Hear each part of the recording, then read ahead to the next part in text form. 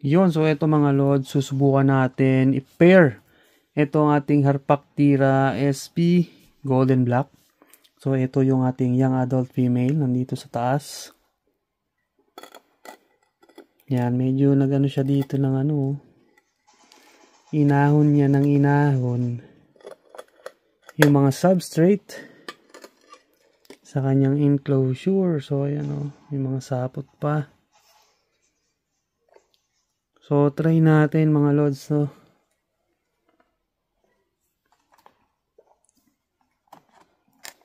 So isang attempt lang to, hindi natin pipilitin tulad nung nangyari dun sa Cordatos.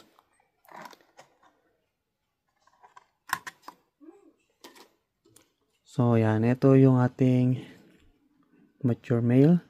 So syempre kailangan nating ingatan to kasi dalawa yung female na paggagamitan natin. Ayan. So kailangan ko ng pang-awat if ever na maging masungit yung natin yung female. So ito ay subok lang.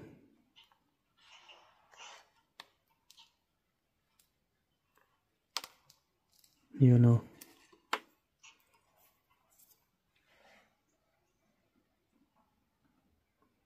So, tingnan natin. Siyempre, pakikiramdaman natin yung female at yung male. Kung okay ba sila na mag-mate.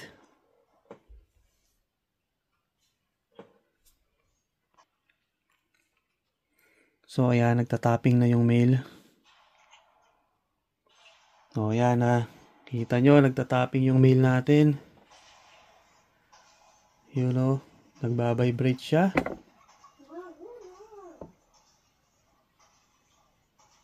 So, ibig sabihin, gusto niya. And yun, naramdaman niya agad yung female. Kahit yung female nandun sa pinakataas, Doon kasi sa taas.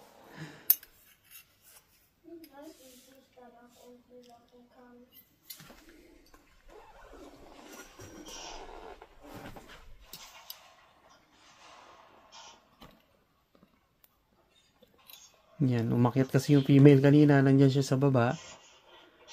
Kaso nung lumapit ako, umakyat siya dun sa sulok.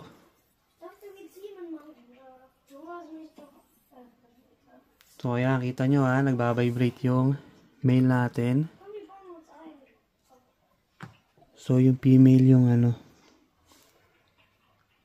wala pang reaction. So hintay lang tayo.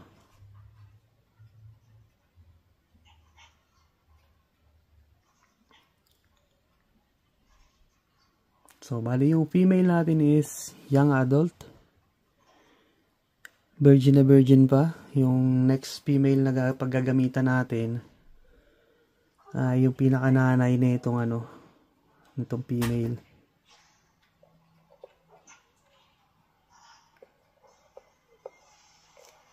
Ayan. So, pinababa ko yung female.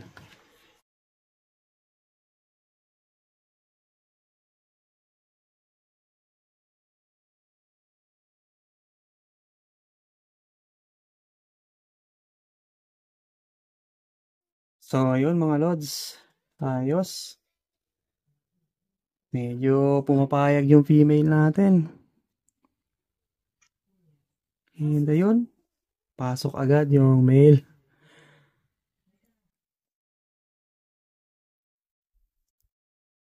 Nice.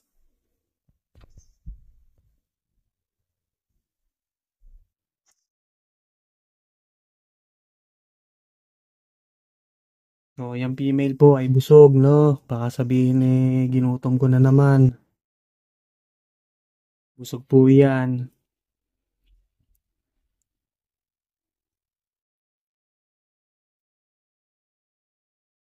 So, ayan, nag-i-insert na yung male natin. Nice.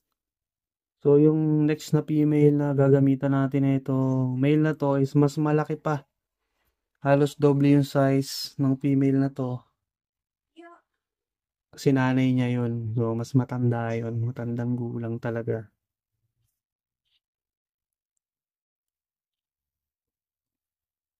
Kaya kailangan natin ingatan tong mail kasi meron pang isang meeting na pagdadaanan siya.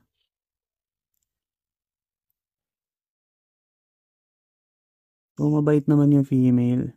Nagbibigay siya agad, nag-giveaway siya agad. And ayun, nag-i-insert na siya.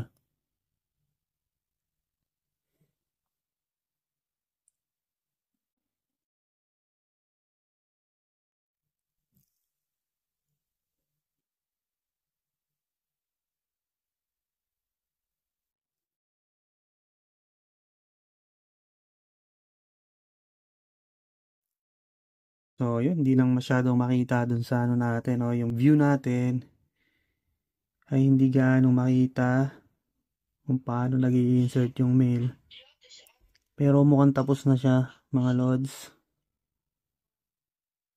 Ayan, kasi umatras na siya.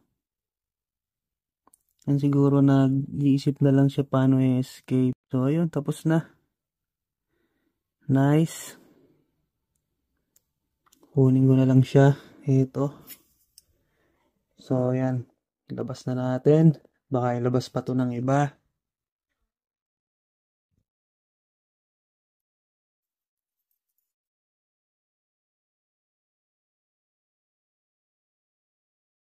Yun. So, first meeting successful. Ayan.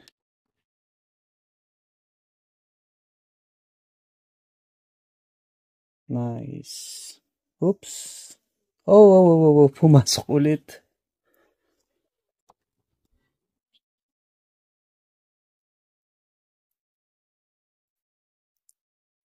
So, yan ang reaction ng mail after ng meeting. So, takbo na lang siya ng takbo. Kasi, yun na yung iniiwasan niya na makain siya. So, eto guys.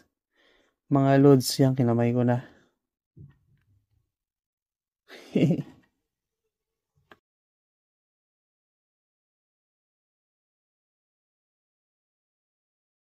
So, next meeting, yung isa naman na golden black. So, hintayin ulit natin na mag-sperm web siya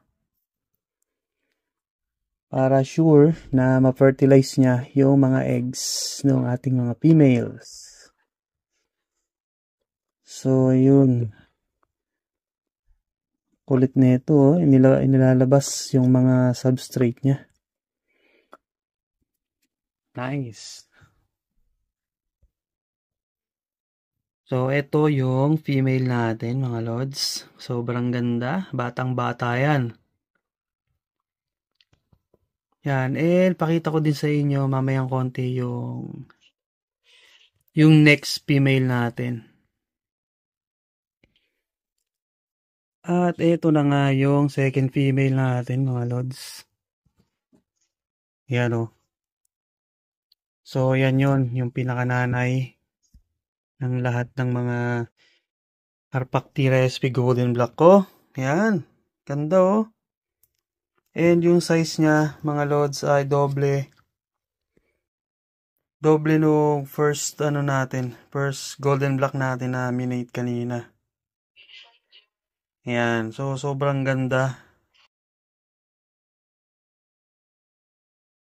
Yan, yung susunod na i-mate natin, mga lods. Nice, di ba?